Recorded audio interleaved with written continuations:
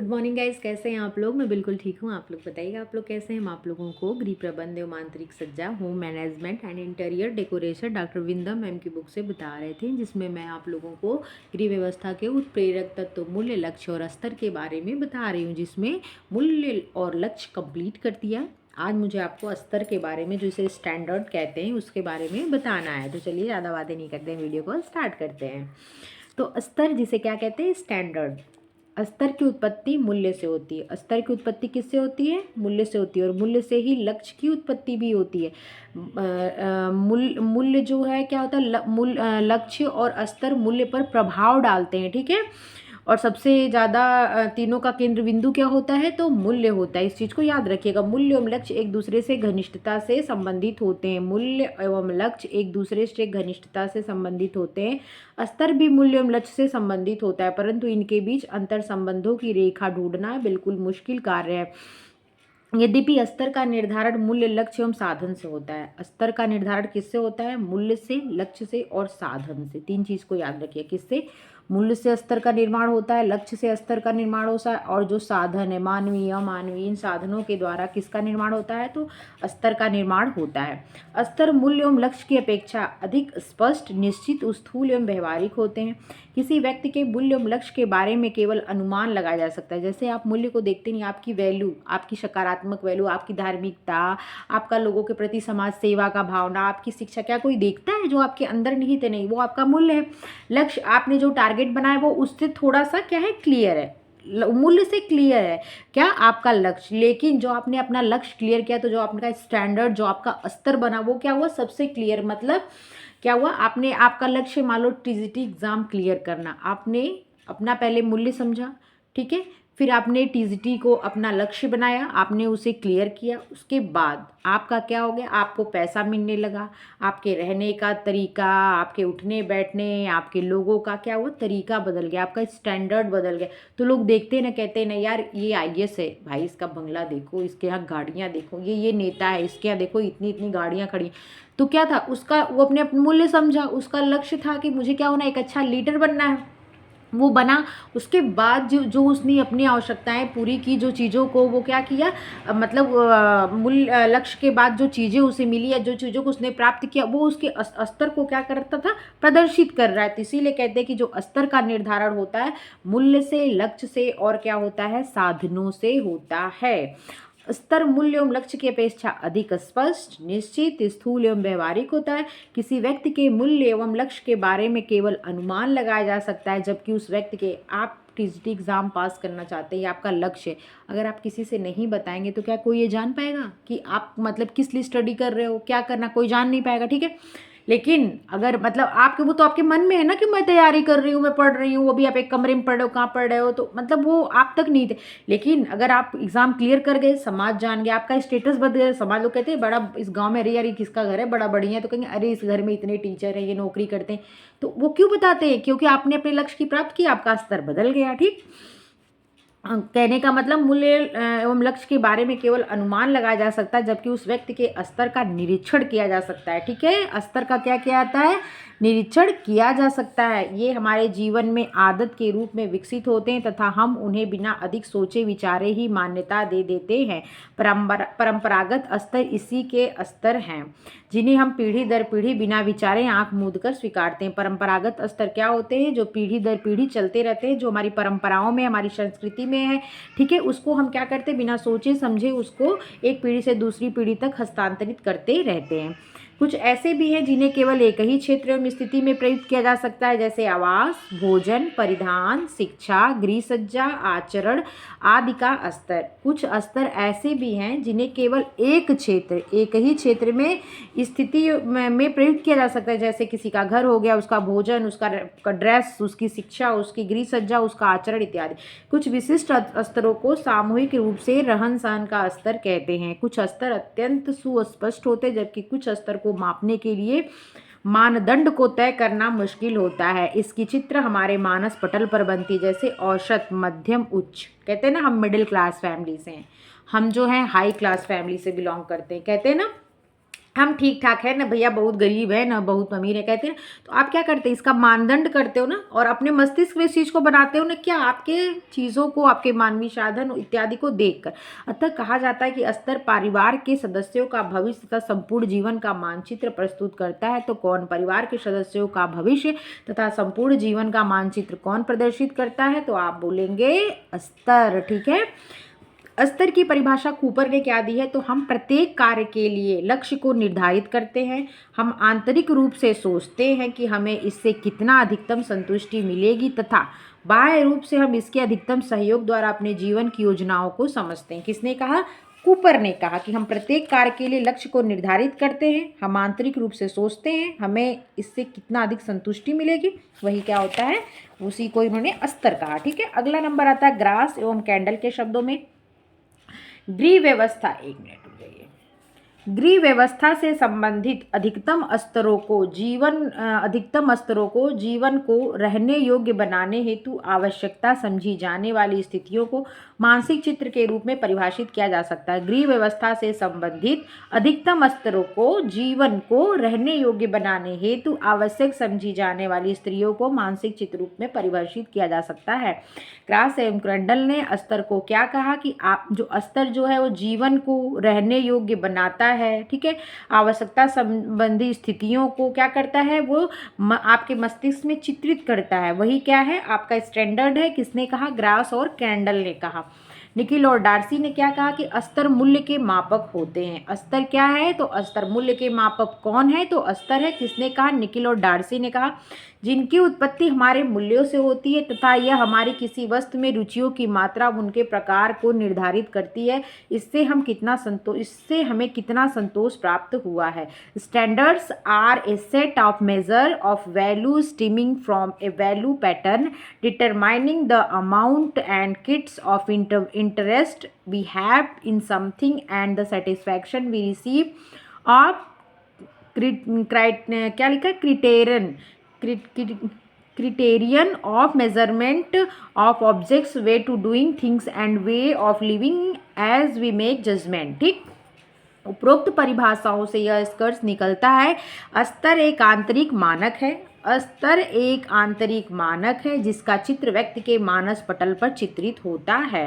व्यक्ति इसे पूरा करता है, कोई बाहरी नियम या दबाव नहीं होता है। क्या होता है, कोई बाहरी नियम और दबाव नहीं होता जो व्यक्ति को उसे पूरा करने हेतु दबाव डाले। यह केवल व्यक्ति विशेष या समूह द्वारा मान्यता प्राप्त तरीकों से किया जाता है, अर्थात यह जीवन को जीने योग्य बनाने हेतु आवश्यक समझी जाने वाली स्थितियों का मानसिक चित्र है।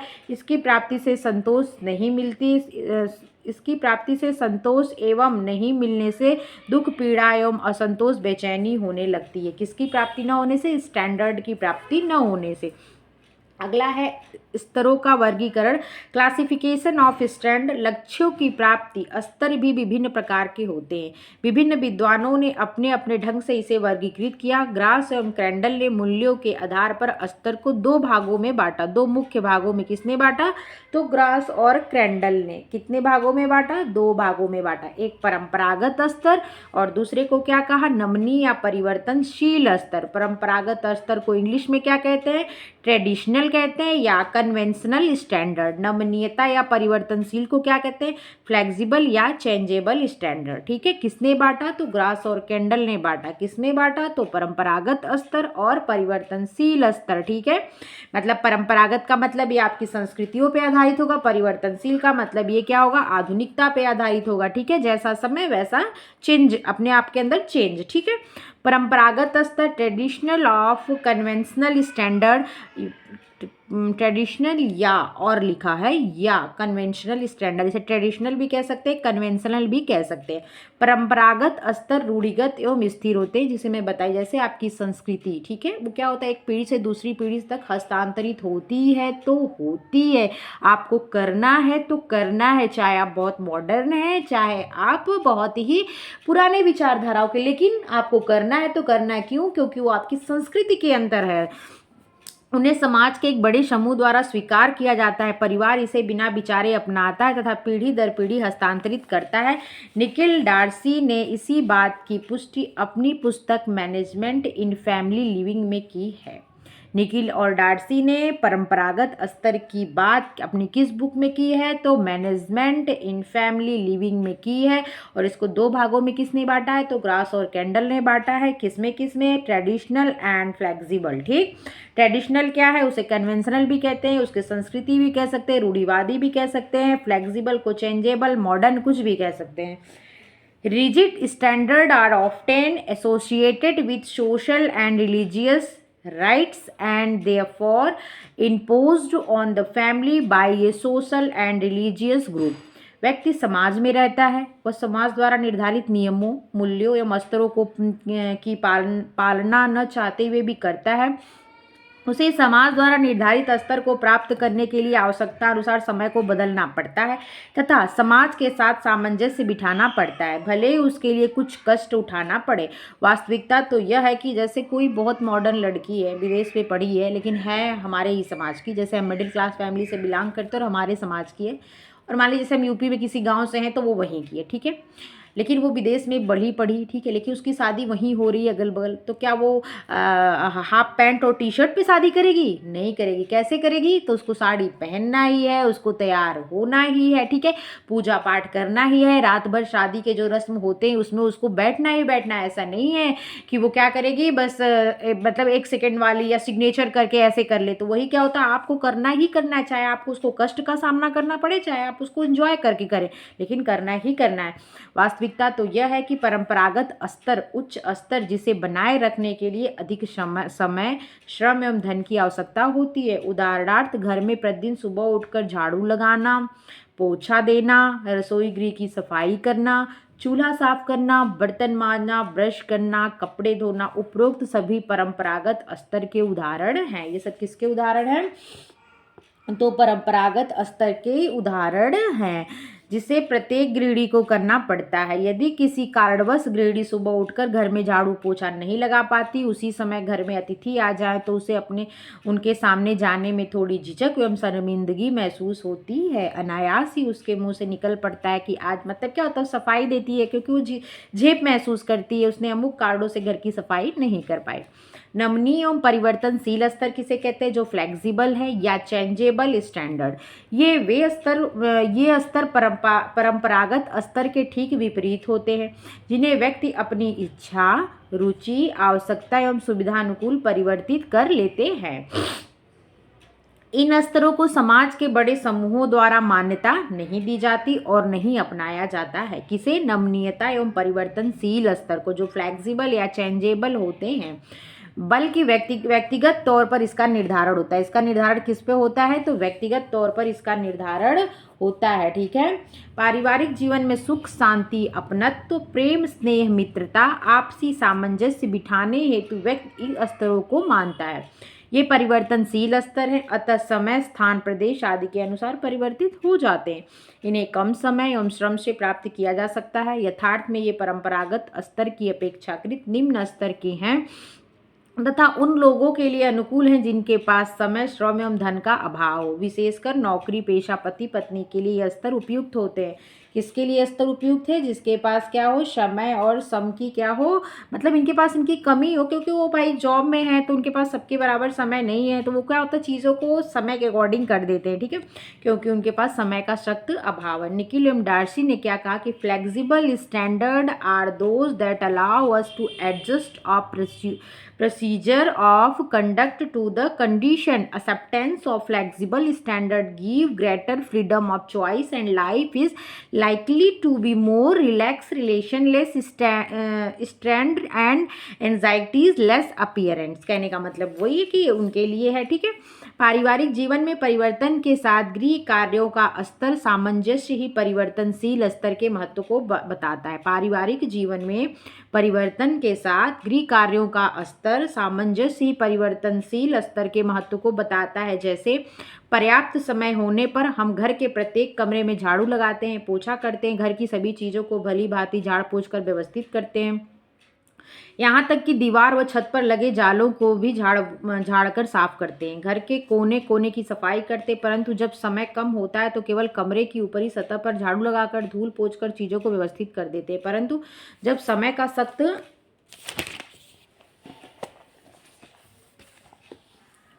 अभाव होता है तो वैसी परिस्थिति में हम केवल ऊपरी धूल को झाड़कर किवाड़ बंद कर देते हैं अथवा केवल पर्दा खींचकर छोड़ देते हैं। परंपरागत एवं परिवर्तनशील, इन दोनों ही स्तरों में आपसी संबंध है। परंपरागत एवं परिवर्तनशील, सही बात है। अगर एक नहीं है तो दूसरे का महत्व नहीं। जैसे कहते हैं दुख नहीं है तो सुख का महत्व नहीं है। अगर संस्कृति पीढ़ियां नहीं है, परंपराएं नहीं है, तो मॉडर्न चीज़ों का अगर हम हमारे सामने ये दो चीज़ें नहीं होती तो हम इनमें डिफरेंस कैसे करते। तो वही बात है कि ये दोनों क्या होता है, इनमें आपसी संबंध। एक का स्तर विभिन्न परिस्थितियों में उपयुक्त या अनुपयुक्त तो हो सकता है। उदाहरणार्थ, परंपरागत स्तर उन गृहिणियों के लिए उपयुक्त है जिनके पास पर्याप्त समय है, जिनका कार्य घर गृहस्थी में संभालना है, परंतु यह स्तर कामकाजी या मजदूरी करने वाली महिला के लिए उपयुक्त नहीं है, क्योंकि उनके पास समय की काफ़ी कमी है। यदि उसके 2-3 बच्चे हैं तथा हाथ बढ़ाने वाला घर में कोई भी नहीं है, तब तो परंपरागत स्तर को स्वीकारना उसके लिए बेहद कठिन एवं दुसाध्य कार्य है। उसके लिए तो परिवर्तनशील स्तर ही उपयुक्त है, जिसे समय मिलने पर पूरा कर सकती है, परंतु खाली समय रखने वाली गृहिणी के लिए परिवर्तनशील स्तर बिल्कुल ही अनुपयुक्त है। हमारे समाज में कुछ ऐसे भी उदाहरण देखने को मिल जाते हैं जो अपने घर एवं जीवन के कुछ पहलुओं में परिवर्तनशील स्तर को बनाए रखते हैं तथा कुछ जगहों पर परंपरागत स्तर का दृढ़ता से पालन करते हैं। उदाहरण, एक महिला जो घर में बिल्कुल ही साधारण वस्त्र पहनती है, सादे लिबास में रहती है, परंतु घर से बाहर निकलने पर उसके स्टाइल एवं परिधान दोनों बदल जाते हैं। बाहर वह हमेशा ही सलीकेदार धुले एवं प्रेस किए वस्त्र ही पहन कर जाती है, बंठन कर रहती है। इस उदाहरण से यह स्पष्ट होता है कि व्यक्ति के जीवन में स्तर का अपना महत्व तथा यह उसे अपने ढंग से, अपने तरीके से अपनाता है। स्तर को प्रभावित करने वाले कारक, स्तर को कौन कौन से कारक हैं जो प्रभावित करते हैं, ये मैं आज फिनिश कर देती हूँ, ठीक है। और मैं इन दो जो ये आप ये चैप्टर पढ़े ना, इसका क्वेश्चन भी करवाऊंगी, उसके बाद ही आगे बढ़ूंगी। स्तर की उत्पत्ति, ओरिजिन ऑफ स्टैंडर्ड। स्तरों को चयन करते समय यह जानना अत्यंत आवश्यक है कि आखिर इनकी उत्पत्ति कहाँ से हुई। जैसा कि हम सभी जानते हैं, स्तर का जन्म परिवार के जीवन मूल्यों से होता है। स्तर का जन्म कहाँ से होता है? परिवार के जीवन मूल्यों से होता है, मतलब उसकी वैल्यू से होता है, तथा जीवन मूल्यों की उत्पत्ति परिवार की सभ्यता एवं संस्कृति से होती है। जीवन मूल्य की उत्पत्ति कहाँ से होती है? उसकी सभ्यता से और उसकी संस्कृति से, अर्थात स्तर की उत्पत्ति संस्कृति से होती है। स्तर की उत्पत्ति किससे होती है? संस्कृति से होती है। व्यक्ति या परिवार इन्हें ग्रहण करता है तथा पीढ़ी दर पीढ़ी इनका हस्तांतरण करता है। यद्यपि स्तर समय, अवस्था, प्रदेश के अनुसार परिवर्तित होते रहते, यही कारण है कि एक समाज का स्तर दूसरे समाज के स्तर से बिल्कुल ही भिन्न होता है। एक ही व्यक्ति का स्तर अपने घरेलू एवं कार्यक्षेत्र के जीवन में भिन्न होता है। घर में परिवर्तनशील एवं लोचमय स्तर को अपनाता है, जबकि कार्यक्षेत्र में, वर्किंग प्लेस में इसका स्तर दृढ़ रहता है, मतलब बहुत रिजिड होता है। उदाहरणार्थ, ग्रामीण महिला का रहन सहन का स्तर, कार्य करने का ढंग शहरी महिला से बिल्कुल भिन्न होता है। इसी तरह प्राचीन समय में नारियों का जीवन स्तर आज के आधुनिक नारियों से बिल्कुल भिन्न था। यह भी सच है कि समय के साथ स्तर में परिवर्तन होता है। तब महिलाओं का कार्यक्षेत्र केवल घर की चार दीवारी तक सीमित था, जबकि आज महिलाएं अपने कार्यों को घर से बाहर भी, चाहे वह अस्पताल में चिकित्सा के रूप में हो, महाविद्यालय में प्राचार्य पद पर हो, सेना में सेनाधिकारी के रूप में हो, अपने कार्यों को बखूबी निभाते हैं और बेहतर अंजाम देते हैं। अतः उनका जीवन स्तर प्राचीन समय की महिलाओं के जीवन स्तर से बिल्कुल ही भिन्न है। यह काल समय परिवर्तन के कारण स्तर परिवर्तन का अच्छा उदाहरण है। किसी विशिष्ट स्तर की उत्पत्ति को जानना बेहद मुश्किल है, परंतु अधिकांश स्तर कुछ विशेष शक्तियों के कारण ही अपनाए जाते हैं तथा पीढ़ी दर पीढ़ी हस्तांतरित किए जाते हैं। जैसे भौतिक आवश्यकताओं के मूल्य के कारण, प्रतिष्ठात्मक मूल्य के कारण, समाज का समूह के कल्याण के कारण। क्या लिखा हुआ है? किसी विशिष्ट स्तर की उत्पत्ति को जानना बेहद मुश्किल है, परंतु अधिकांश स्तर कुछ विशिष्ट शक्तियों के कारण ही अपनाए जाते हैं, पीढ़ी दर पीढ़ी हस्तांतरित किए जाते हैं। किसके कारण? भौतिक आवश्यकताओं के मूल्य के कारण, प्रतिष्ठात्मक मूल्य के कारण, समाज का समूह के कल्याण के कारण। इन तीनों को सम्मिलित प्रभाव के कारण, भौतिक आवश्यकताओं का मूल्य, प्रतिष्ठात्मक मूल्य और समाज के मूल्य, ये तीन क्या होते हैं? ये कुछ विशिष्ट स्तर होते हैं जिनकी उत्पत्ति होती है। यह भी जरूरी नहीं कि यह एक समूह के स्तर दूसरे समूह से में भी मान्य हो। स्तर के महत्व को स्वीकारते हुए उसका चयन किया जाता है। यदि पारिवारिक जीवन की सफलता एवं उन्नति के लिए परंपरागत स्तर का महत्व है, तभी इसे अपनाया जाना चाहिए, अन्यथा नहीं। स्तर का समय, श्रम एवं धन की दृष्टि से महत्व। स्तर का क्या कहा जा रहा है? समय, श्रम और धन की दृष्टि, इन तीनों की दृष्टि से महत्व क्या है तो देख लीजिए। Importance of standard in relation to time, energy and money. स्तर की उत्पत्ति पारिवारिक जीवन मूल्यों से होती है, सबको पता है स्तर की उत्पत्ति किससे होती है, पारिवारिक जीवन मूल्यों से। यदि जीवन मूल्यों को अपनाने से व्यक्ति को आर्थिक परेशानी नहीं होती तब उसे अपनाया जाना चाहिए। परंपरागत स्तर जो कि रूढ़िगत स्तर है, उसे बनाए रखने के लिए अधिक समय, शक्ति एवं धन की आवश्यकता होती है। परंतु यदि किसी व्यक्ति या परिवार के पास इन तीनों ही साधनों, समय, शक्ति, धन का अभाव है तो उसे इस स्तर में परिवर्तन करना आवश्यक है। ठीक है, जैसे कामकाजी महिलाएं। मौलिक कर्तव्यों के से संबंध में, रिलेशनशिप विद फंडामेंटल वैल्यूज। स्तरों के चयन की कसौटी में मौलिक मूल्यों के स्तर से क्या संबंध है, यह जानना भी जरूरी है, क्योंकि चयनकर्ता किन मूल्यों को ग्रहण करना चाहता है वह उसके पास उपलब्ध साधनों पर निर्भर करता है। यदि व्यक्ति सामाजिक स्वीकृति एवं पूर्णता जैसे मूल्यों को अपनाना चाहता है तो उसके पास पर्याप्त मानवीय एवं भौतिक साधन, समय, धन तथा शक्ति उपलब्ध होते हैं, तब तो वह पारंपरिक स्तर को ही बनाए रखता है। परंतु यदि वह आराम, सुख, संतोष, आपसी सामंजस्य व मित्रता जैसे मूल्यों को अपनाना चाहता है तब वो अपने जीवन में परिवर्तनशील मूल्यों को महत्व देता है।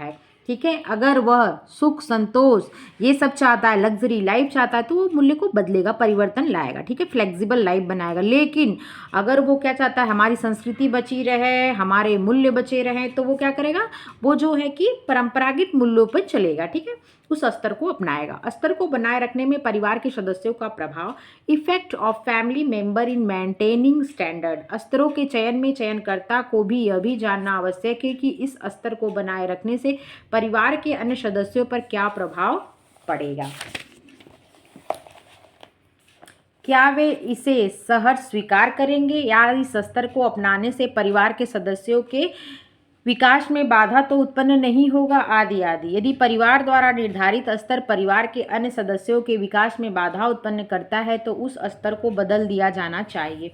स्तरों का सामाजिक स्वीकरण, सोशल एक्सेप्टेंस ऑफ स्टैंडर्ड। स्तरों का सामाजिक स्वीकरण। ठीक है, कई परिवर्तनशील स्तर परंपरागत स्तरों की अपेक्षा अधिक महत्व एवं गुण वाले होते हैं, क्योंकि इन्हें अपनाने में श्रम, शक्ति, धन व्यय होता है। यदि इन स्तरों को अपनाने के लिए समाज द्वारा स्वीकृति मिल जाती है तब अधिकांश लोग इस स्तरों को अपनाने लगते हैं। परंपरागत स्तर समाज द्वारा मान्य होते हैं, इनमें परिवार एवं समाज की आस्था एवं विश्वास होता है, जिन्हें बदलना आसान कार्य नहीं है। ये स्तर, किस स्तर की बात हो रही है, परंपरागत स्तर को आप नहीं बदल सकते हैं। ठीक है, ये स्तर किसी स्थान, समय विशेष की संस्कृति के प्रतीक होते हैं जिन्हें अपनाना व्यक्ति के लिए आवश्यक हो जाता है। जैसे आपका होली का त्यौहार, आपका दीपावली का त्यौहार, आपका ईद, आपका सुबह उठ के पूजा करना, आपके 5 वक्त की नमाज पढ़ना, ये सब क्या है, ये सब आपकी संस्कृति है, आप इसको नहीं बदल सकते हैं। आप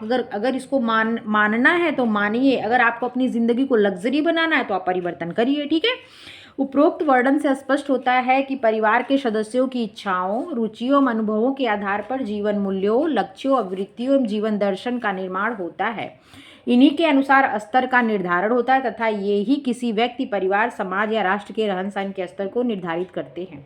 यदि कोई व्यक्ति धर्म या शिक्षा को अपना मुख्य मूल्य समझता है तब उसे पाने के लिए भौतिक सुख सुविधाओं से दूर रहकर ईश्वर भजन कीर्तन में अपने आप को रमाता है। उच्च शिक्षा की प्राप्ति हेतु निरंतर प्रयत्नशील रहता है। साधनों का उपयोग कर वह मूल्य को अपना लक्ष्य बना लेता है तथा एक स्तर को पाने की चेष्टा करता है। यहाँ पे आपका ये चैप्टर फिनिश होता है। अगर आप लोग को समझ में आया तो लाइक, शेयर, सब्सक्राइब कर दीजिएगा। मैं इसका फिर क्वेश्चन, अब कल मैं इसका क्वेश्चन कराऊंगी आप लोग को। ठीक है, उसमें से क्वेश्चन से भी क्वेश्चन बनते हैं, क्वेश्चन से भी कुछ चीज़ें क्लियर होती हैं, तो फिर मैं आपको वहाँ से फिर आपको ज़रूरत पड़ेगी तो फिर मैं इस चैप्टर को रिवाइज करा दूंगी। तब तक के लिए अगर मेरी वीडियो अच्छी लगी है तो लाइक, शेयर, सब्सक्राइब कर दीजिएगा। मेरी वीडियो देखने के लिए थैंक यू। अपना ध्यान रखिएगा। Take care.